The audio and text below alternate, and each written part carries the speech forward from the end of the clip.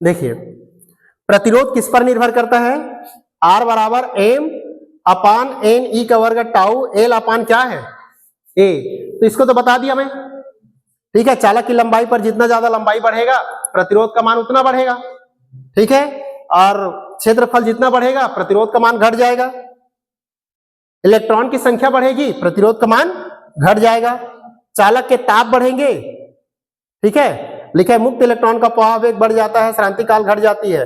अगर श्रांति काल घटेगी तो प्रतिरोध का मान क्या हो जाएगा, बढ़ जाएगा। इसलिए इसे लिख लो, ये वाला। ताप बढ़ाने पर धातु चालकों का प्रतिरोध बढ़ जाता है।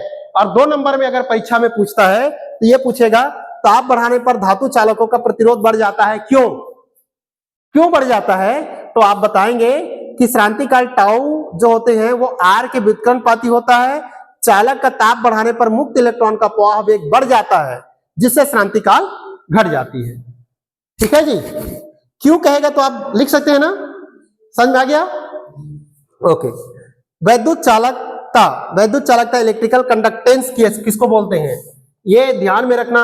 विशिष्ट प्रतिरोध, विशिष्ट चालकता ये सब थोड़ी सी माइनर परेशानी करता है, ठीक है जी। इसका उसमें लिखा जाता है, उसका उसमें लिखा जाता है, इसलिए थोड़ा सा इसको स्पष्ट समझेंगे। वैद्युत चालकता मतलब किसी चालक के प्रतिरोध के व्युत्क्रम को उसको क्या बोलते हैं, विद्युत चालक। किसकी व्युत्क्रम को, चालक के प्रतिरोध के व्युत्क्रम को वैद्युत चालकता।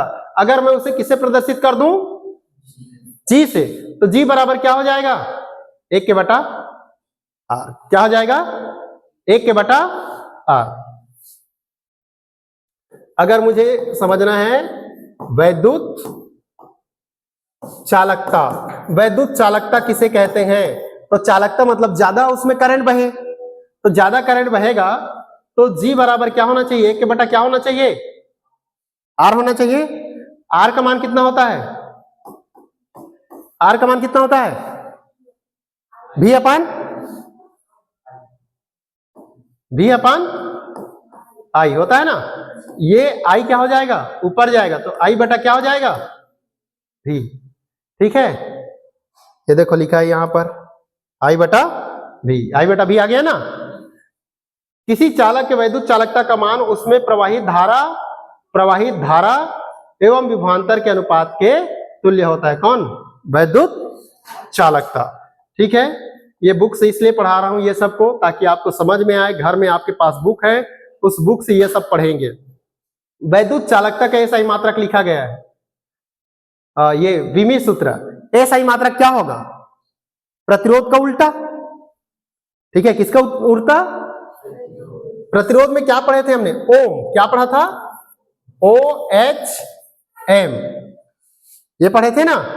या क्या था, ये किसका है, एसआई मात्रक, ओम किसका है, प्रतिरोध का। और अगर मैं जो चालकता के लिए कहूंगा, वैद्युत चालकता के लिए, तो क्या हो जाएगा, महो हो जाएगा। क्या हो जाएगा, महो। और ये हो जाएगा ऐसा, ये आपका जो ओमेगा है इसमें माइनस में ऐसा कर दो। किसका है ये किसका, वैद्युत चालकता का एसआई मात्रक है। और ये किसका है, प्रतिरोध का एसआई मात्रक है। साथ ही साथ में देखो इसका विमीय सूत्र दिया गया है, उसके जो विमीय सूत्र था ये आपका अलग विमीय सूत्र है, ठीक है। इसको भी थोड़ा सा देखना। इसका विमीय सूत्र के लिए हमारा किसमें लिखा है, एस मतलब क्या है जी, साइमन जिसको कहा जाता है, ठीक है ना। तो ये किसके नाम पर है, ये साइंटिस्ट के नाम पर। ये बहुत कम पूछता है इसको। ये देखिए और दिया, ये इंपॉर्टेंट है, विशिष्ट प्रतिरोध, 2 नंबर का क्वेश्चन पूछता है। विशिष्ट प्रतिरोध कहेंगे या प्रतिरोधकता कहेंगे, स्पेसिफिक रेजिस्टेंस या रेजिस्टिविटी, क्या बोलते हैं उसको, रेजिस्टिविटी। अब विशिष्ट प्रतिरोध क्या है, प्रतिरोध तो समझ में आ गया, स्पेसिफिक रेजिस्टेंस क्या है, तो इसको हम प्रतिरोध को ये डिनोट करते हैं ऐसा। ये क्या है, क्या बोलते हैं इसको, रो। क्या है, रो। तो वही पुनः देखिए दिया गया है, माना ए लंबाई, ए अनुप्रस्थ काट के क्षेत्रफल के 2 सर्वसम आयताकार गुटके हैं। ये आपको देखो यहाँ पर दिया गया है, 2 गुटका दिया गया है। इस गुटके प्रतिरोध का चालक एल के अनुक्रमानुपाती होता है ना, तो हमने एल को क्या कर दिया, घटा दिया या बढ़ा दिया। जब इसको हम बढ़ाएंगे, इसकी लंबाई कितनी है, एल, लंबाई कितनी है, एल, हमने बढ़ा दिया, कितना हो गया, मतलब एक हमारे पास में ये गुटका था एल लंबाई का, एक और गुटका जोड़ दिया, कितना, एल लंबाई का, तो टोटल कितना हो गया, 2L। तो लंबाई बढ़ गई तो धारा का मान क्या हो जाएगा, आधा हो जाएगा, घट जाएगा। ठीक है जी, इसी को दिया गया है। देखिए इस स्थिति में अगर ये 2 बढ़ गया, लंबाई को हमने बढ़ा दिया, तो लंबाई जैसे ही बढ़ाएंगे तो उसका प्रतिरोध का जो मान है वो कितना हो जाएगा, 2R हो जाएगा। कितना हो जाएगा, प्रतिरोध कितना हो जाएगा, 2R। चालक अनुप्रस्थ काट के क्षेत्रफल को आधा करने पर उनके प्रतिरोध क्या हो जाते हैं, 2 गुना हो जाते हैं। अतः चालक का प्रतिरोध R चालक अनुप्रस्थ काट के क्षेत्रफल A के व्युत्क्रमानुपाती होती है। अगर मैं इसका क्या कर दूं, मोटाई को बढ़ा दूंगा तो प्रतिरोध का मान क्या हो जाएंगे, कम। अब आगे जो दी गई हैं क्या बताता है, देखिए विशिष्ट प्रतिरोध, यही हमको पढ़ना है। तो किसी चालक का प्रतिरोध उसकी लंबाई एवं अनुप्रस्थ काट के क्षेत्रफल पर निर्भर करता है, R proportional to L upon A। अभी हमने देखा ना, अभी हमने देखा लंबाई बढ़ने से क्या हो गया था, प्रतिरोध का मान बढ़ गया था। ठीक है, तो ये कहता है अगर लंबाई बढ़ाएंगे तो प्रतिरोध का मान बढ़ जाता है, और क्षेत्रफल को बढ़ाने से प्रतिरोध का मान क्या हो जाता है, घट जाता है। तो ये R है, किस पर डिपेंड किया, R प्रोपोर्शनल टू L, और R इनवर्सली प्रोपोर्शनल टू क्या है, A। तो R प्रोपोर्शनल टू क्या हो जाएगा, L अपान क्या लिखेंगे, A। ये लिखा गया है ना, ठीक है जी, R proportional to L upon A। तो R बराबर, इसको हटाने के लिए हमको फिर से वही लगाना पड़ेगा, ये देखिए लगाए गए हैं, रो क्या लगाया गया, हाँ। तो जहां ये एक अनुपातिक नियतांक इस चालक का विशिष्ट प्रतिरोध या प्रतिरोधकता कहते हैं। तो जब किसी चालक का विशिष्ट प्रतिरोध के बारे में बोलेगा तो सिंबल क्या देंगे, ठीक है, ये इसके प्रतिरोध है। और अगर L बराबर 1 हो, एकांक लंबाई कितना हो, 1 हो, और A बराबर क्षेत्रफल भी, अनुप्रस्थ काट का क्षेत्रफल भी क्या हो, एकांक हो। चालक की लंबाई एकांक हो और अनुप्रस्थ काट का क्षेत्रफल भी क्या हो, एकांक हो, तो ऐसी स्थिति पर इसका जो मान है वो कितना आएगा, तो R बराबर क्या हो जाएगा, रो हो जाएगा। इसका मान 1 हो गया, इसका भी मान 1 हो गया, तो R इक्वल टू क्या हो जाएगा, रो। तो किसी पदार्थ के एकांक अनुप्रस्थ काट वाले एकांक लंबाई के तार के प्रतिरोध को उसका क्या कहते हैं, विशिष्ट प्रतिरोध। ये आपको लिखना है परीक्षा में। किसी पदार्थ के एकांक अनुप्रस्थ काट वाले एकांक लंबाई के तार के प्रतिरोध को उसकी क्या कहेंगे, विशिष्ट प्रतिरोध कहेंगे। एकांक लंबाई मतलब हमने ले लिया, मान लीजिए कि ये हमारा चालक है, इस लंबाई का एक छोटा सा एरिया, एकांक लंबाई के अनुप्रस्थ काट का क्षेत्रफल को हमने लिया, और यहाँ की लंबाई को ले, यहाँ पर जो उसकी प्रतिरोध होगी वही प्रतिरोध क्या कहलाएगा, विशिष्ट प्रतिरोध कहलाएगा।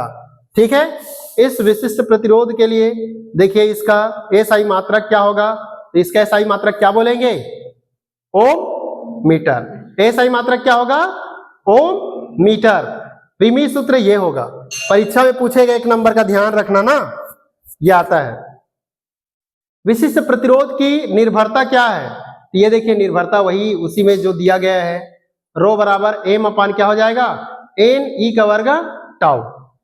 क्या होगा, क्योंकि ये किसका मान है, rho is equal to M अपान एन ई का वर्ग टाउ। ये विशिष्ट प्रतिरोध के लिए, किसके लिए है, विशिष्ट प्रतिरोध। एल अपान ए कहां गया, एल अपान ए क्यों नहीं लिखा यहां पर, क्योंकि एकांक कह रहा है। क्या कह रहा है, एकांक कह रहा है, लंबाई की बात नहीं कर रहा है, अनुप्रस्थ की बात नहीं कर रहा है। एल कितना हो गया, 1, ए कितना हो गया, 1, इसलिए बच गया क्या, बच गई ये ना। तो ये क्या है, विशिष्ट प्रतिरोध की निर्भरता। ये क्या है, विशिष्ट प्रतिरोध की निर्भरता। और अगर एल और ए भी आपस में जुड़ जाए तो किसका हो जाएगा, प्रतिरोध का। किसका होगा, तो समझ में आ गया दोनों का डिफरेंस क्या है, विशिष्ट प्रतिरोध और प्रतिरोध का। ओके, आगे आइए। चालक के पदार्थ की प्रकृति पर और चालक के ताप पर, ताप बढ़ाने पर चालक के पदार्थ का विशिष्ट प्रतिरोध क्या हो जाता है, बढ़ जाता है। ये देखिए, इसको आप लोग याद करिएगा, प्रतिरोध और प्रतिरोधकता में क्या डिफरेंस है, ठीक है, अंतर को। आगे देखिए, विशिष्ट चालकता, जिस तरह से विशिष्ट प्रतिरोध है उसी तरह से विशिष्ट क्या आएगा, चालकता। किसी पदार्थ के विशिष्ट प्रतिरोध के व्युत्क्रम को, विशिष्ट प्रतिरोध के उल्टा को क्या कहते हैं, विशिष्ट चालकता। क्या बोलते हैं, विशिष्ट प्रतिरोध को क्या कहते हैं, विशिष्ट प्रतिरोध के उल्टा को क्या कहते हैं, विशिष्ट चालकता। और प्रतिरोध के उल्टा को क्या कहते हैं, चालकता। क्या बोलते हैं, प्रतिरोध के उल्टा को क्या कहते हैं, चालकता कहते हैं। और विशिष्ट प्रतिरोध के उल्टा को क्या कहते हैं, चालकता। समझ में आ जाएगा ना, ठीक है।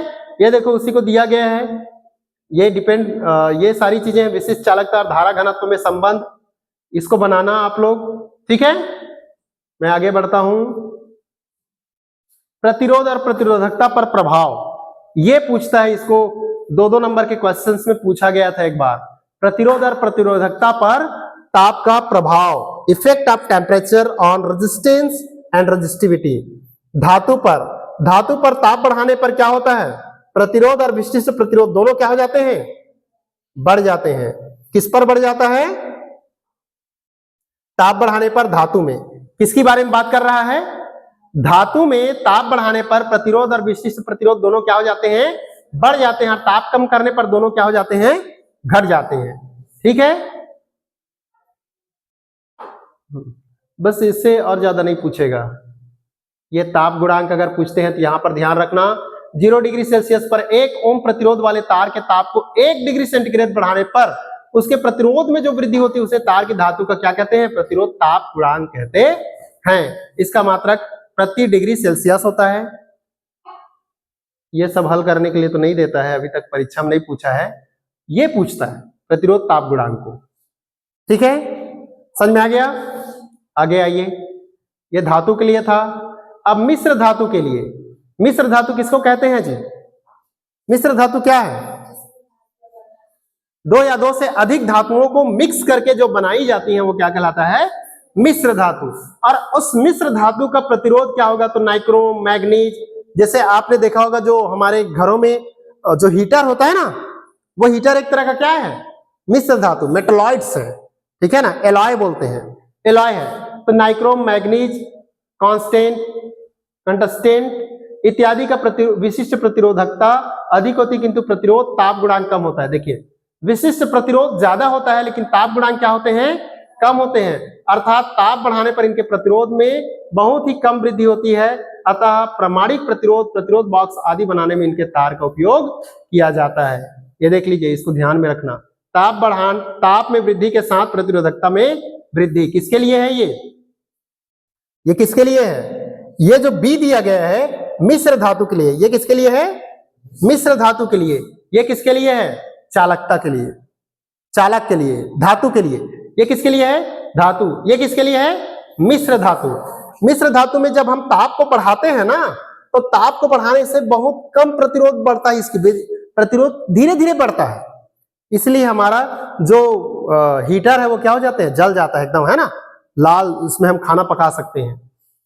अर्धचालक, अर्धचालक किसको बोलते हैं, चालक और कुचालक के बीच के चीजों को क्या बोलते हैं, अर्धचालक। अर्धचालक में क्या होता है कि ताप धीरे धीरे अगर हम ताप को बढ़ाते जाते हैं, ताप कहां से बढ़ाते हैं, 0 केल्विन से। कहां से बढ़ाते हैं, 0 केल्विन से। तापमान को धीरे धीरे बढ़ाते जाते हैं तो प्रतिरोध का मान धीरे धीरे कम होते होते जाता है। एक ऐसी स्थिति आती है कि प्रतिरोध का मान 0 हो जाता है। प्रतिरोध का मान क्या हो जाता है, 0 हो जाते हैं, और अचानक से उसके धारा का मान क्या हो जाती है, बढ़ जाता है।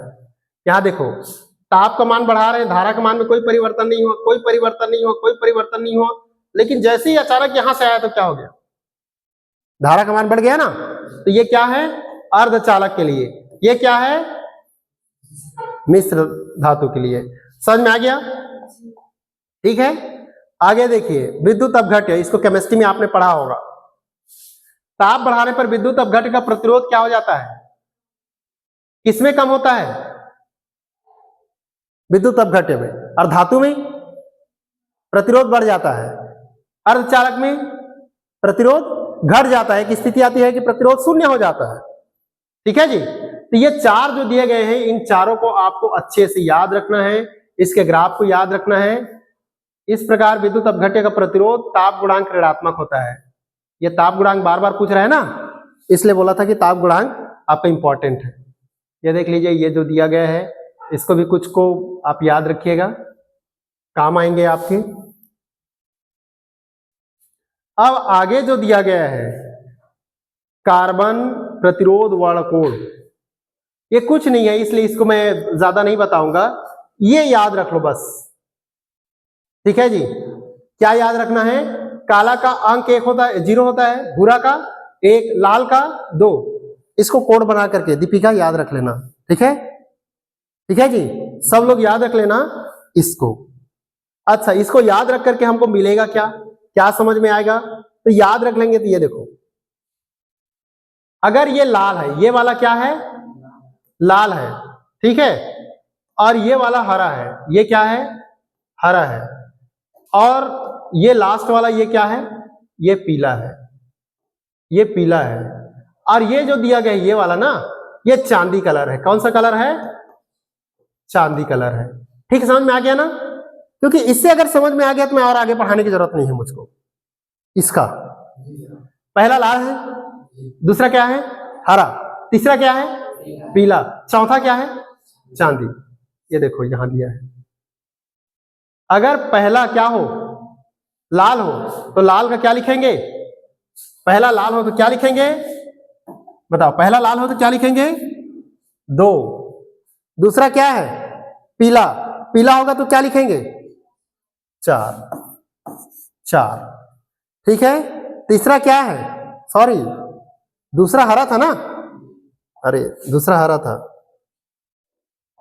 दूसरा क्या है, हरा, हरा कहां है, ये है, 5। गुणा करूंगा, देखो 2 संख्या को मैं इसमें से लिया, पहला और दूसरा संख्या को, तीसरा कलर को किससे लूंगा, पीला, तो पीला को लूंगा यहां से। 10 के घात कितना हो जाएगा, 10 के घात 4। ये क्या हो गया, ओम। इतने ओम का प्रतिरोध है उसमें। ठीक है, उस चालक में इतने ओम का प्रतिरोध है। अब कौन से कलर का बताया था मैंने, चांदी कलर। चांदी कलर में कितना त्रुटि आती है, इसको त्रुटि बोलते हैं, बनाते समय जो त्रुटि आया। ठीक है जी, त्रुटि, कितना त्रुटि है, 10। ठीक, अब चलिए हम उसको देखते हैं, हमने लिखा वो सही आया है कि नहीं आया है। इसमें इसको हल करके नहीं बताया है, तो आगे चलते हैं, यहाँ तो बताएगा ना।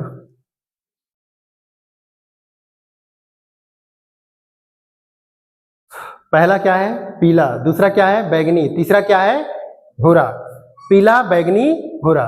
चलिए ठीक है, लिखते हैं, पीला है, फिर क्या है, बैगनी है, फिर क्या है, भूरा है, और क्या है, सुनहरी। क्या है, सुनहरी।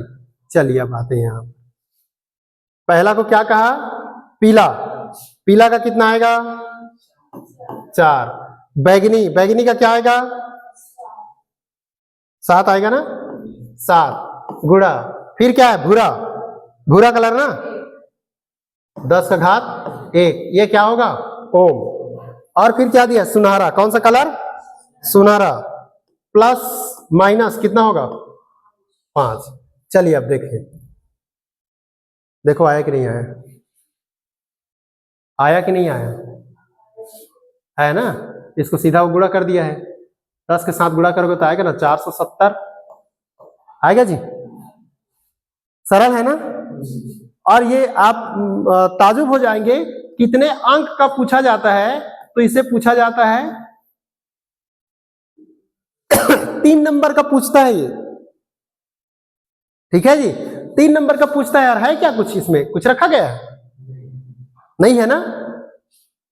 चलो एक मैं क्वेश्चन पूछता हूं, चलिए लिखिए, और जल्दी बताना, फटाफट बताना, ठीक है। नीला, नीला, हरा, पीला, कोई रंग नहीं, चौथा कोई रंग नहीं, ठीक है जी। पहला कौन सा रंग है? यह जो प्रतिरोध है हमारे पास रेजिस्टेंस, इस रेजिस्टेंस का पहला आपका क्या है? नीला है, दूसरा हरा है, तीसरा पीला है और चौथा का कोई रंग नहीं है। अब नहीं है तो आप उसको कैसे बनाओगे? चलिए बताइए जल्दी, लिखिए, जल्दी लिखिए, फटाफट लिखिए, फटाफट। क्या आएगा?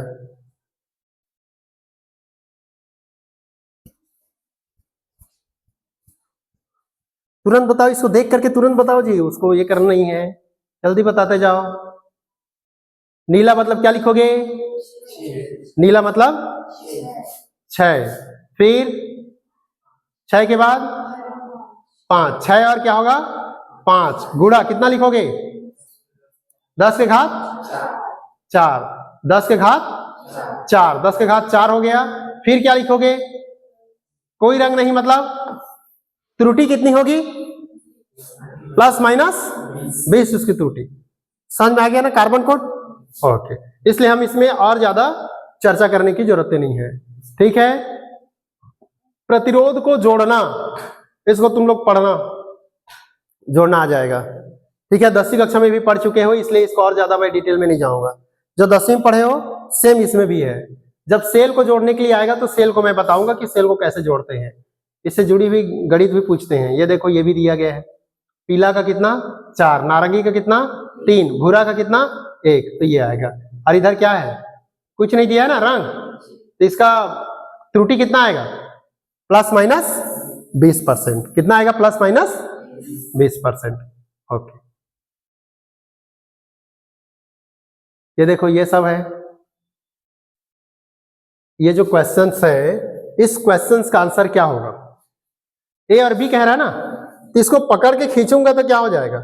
इसको पकड़ के खींचूंगा, ऐसा आएगा ना, ऐसा होगा। ये कितना है? 3 ओम। ये कितना है? 3 ओम। ये कितना है? 3 ओम, है ना। तो ये किस में जुड़ा है? श्रेणी में। किस में जुड़ा है? श्रेणी में। तो जो हमने संधारित्र को जो जोड़ा था ना, तो संधारित्र में श्रेणी क्रम में क्या आता था? संधारित्र में, अगर संधारित्र में श्रेणी क्रम की बात करेंगे तो 1/C1 प्लस 1/C2 होता था, और समांतर क्रम में जुड़ते थे तो C1 प्लस क्या होता था? C2। जस्ट इसके उल्टा होता है ये।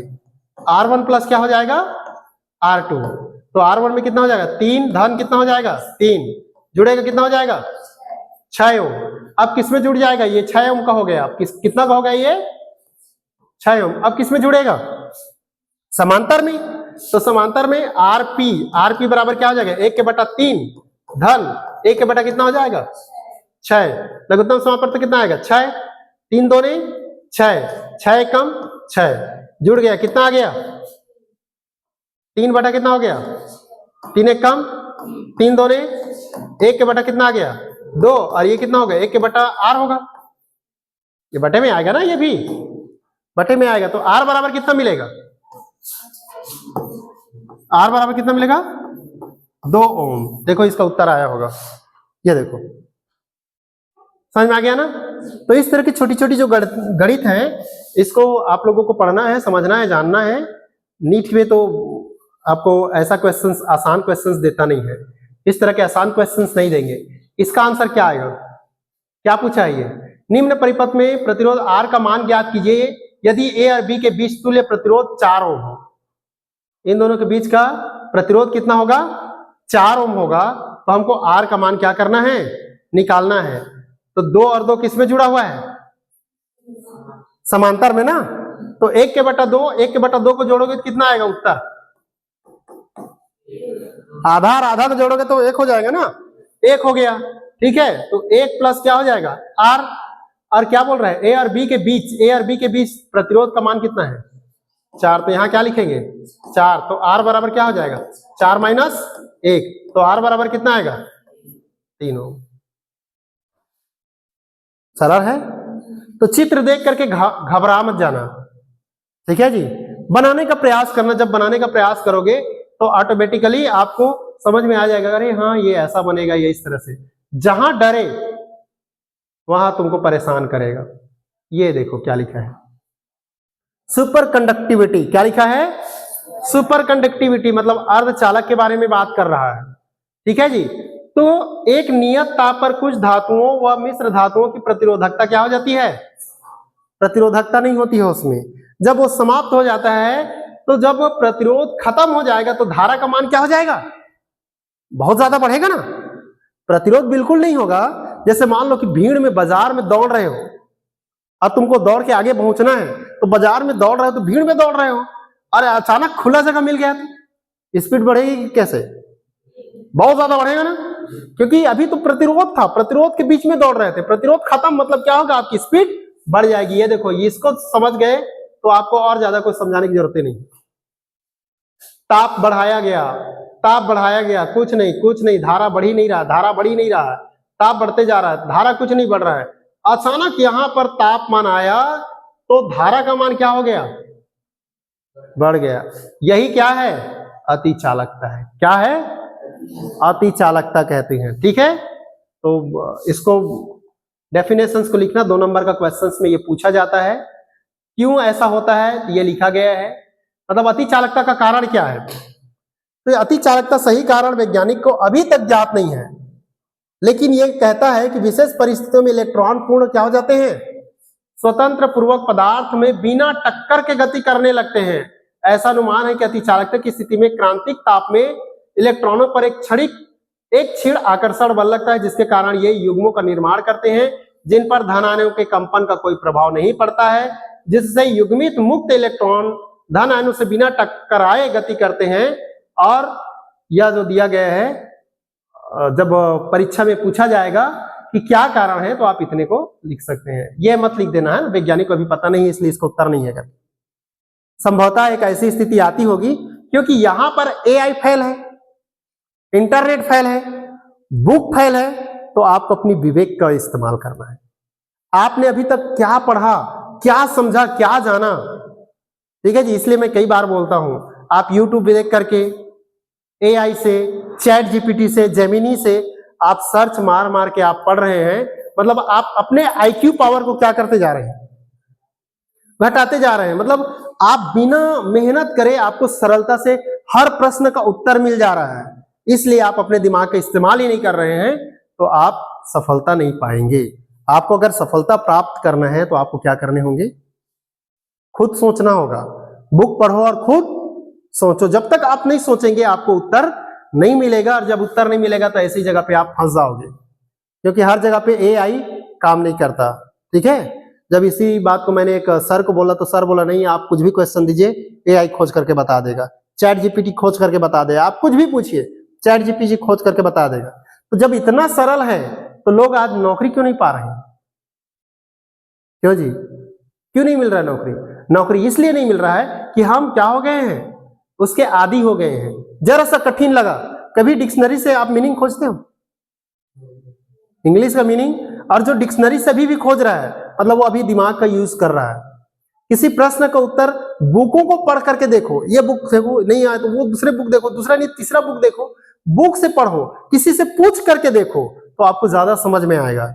और किसी से पूछोगे तो बहुत से ऐसे लोग हैं, अरे यार क्या इधर उधर का परेशान हो रहा है, ये तो है, गूगल से सर्च मारो, चैट जीपीटी से सर्च मारो। सर्च मारोगे आपका दिमाग का यूज हो ही नहीं रहा है, तो जब यूज नहीं होगा तो आप एल्बर्ट आइंस्टाइन, न्यूटन जैसे नहीं बन पाएंगे, ठीक है। ओके, तो देखो आगे क्या दिया है, इसका क्या क्या उपयोग होता है, सुपर कंडक्टर का क्या यूज होते हैं, सुपर कंडक्टिविटी का। प्रबल विद्युत चुंबकों के निर्माण में अति चालकता का उपयोग होता है। कण भौतिक तथा द्रव्य विज्ञान के अनुसंधान में अति चालकता का उपयोग किया जाता है। अत्यधिक सुग्राही कंप्यूटर के निर्माण में इसका उपयोग किया जाता है। अति चालकों का उपयोग विद्युत शक्ति संप्रेषण में किया जाता है। संप्रेषण मतलब उसे एक जगह से दूसरी जगह ले जाने में, ठीक है। समझ में आ गया? यहां तक क्लियर हो गया जी? अब पढ़ करके आप लोगों को देखना है, मैं जो है कल पढ़ाऊंगा आप लोगों को किरचॉफ का नियम, क्योंकि आज कुछ ज्यादा ही हो गया, और व्हीटस्टोन मीटर सेतु, और इस मीटर सेतु का कल मैं आप लोगों को प्रैक्टिकल कराऊंगा, ठीक है। व्हीट स्टोन मीटर ब्रिज जो दिया गया है इसका प्रैक्टिकल कराएंगे और कल प्रयास करेंगे, कल ये लेसन कंप्लीट हो जाएगा। विद्युत वाहक बल, फिर है विद्युत वाहक बल और विभवांतर में अंतर, सेल का आंतरिक प्रतिरोध और विद्युत ऊर्जा एवं शक्ति,